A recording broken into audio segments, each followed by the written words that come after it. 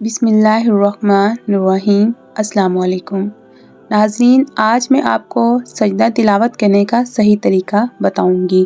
قرآن پاک میں 14 سجدے ہیں۔ قرآن کی تلاوت کرتے ہوئے جب سجدہ آ جائے تو کس طرح سجدہ کرنا چاہیے، میں آپ کو اپنی اس ویڈیو میں مکمل ڈیٹیل اور سٹیپ بائی سٹیپ بتاؤں گی۔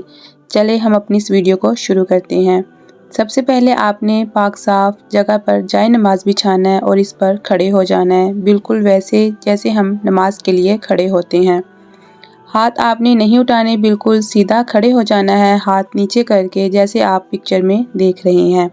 اس کے بعد آپ نے نیت کرنی ہے کہ میں سجدہ تلاوت کی نیت کرتی ہوں۔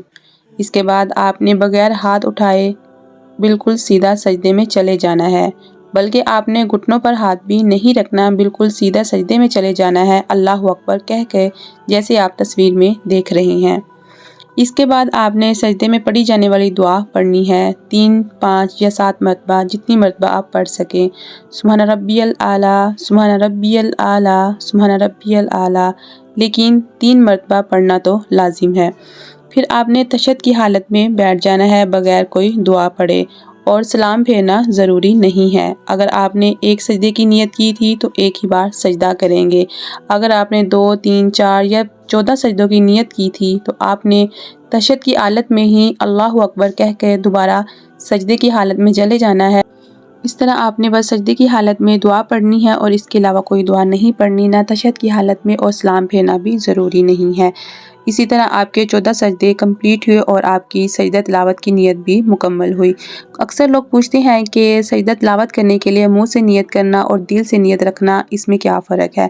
اگر ہم منہ سے نیت کر لیتے ہیں تو یہ بھی ایک بہت خوبصورت عمل ہے، اور اگر آپ دل میں نیت رکھ کے وضو کر رہے ہیں یا سجدہ تلاوت کے لیے آ رہے ہیں تو ڈیفینیٹلی اللہ کی ذات بہت اچھے سے جانتی ہے کہ ہم کس نیت کے لیے وضو کر رہے ہیں یا کس نیت کے لیے جائے نماز پہ آ رہے ہیں۔ تو اگر آپ دونوں طرح سے نیت کر لیتے ہیں تو یہ خوبصورت عمل ہوگا۔ اگر آپ کو یہ ویڈیو اچھی لگی ہو تو پلیز کمنٹس میں ضرور بتائیے گا، میرے چینل کو لائک سبسکرائب کیجیے گا، اینڈ دوسروں تک ضرور شیئر کیجیے گا۔ اللہ حافظ۔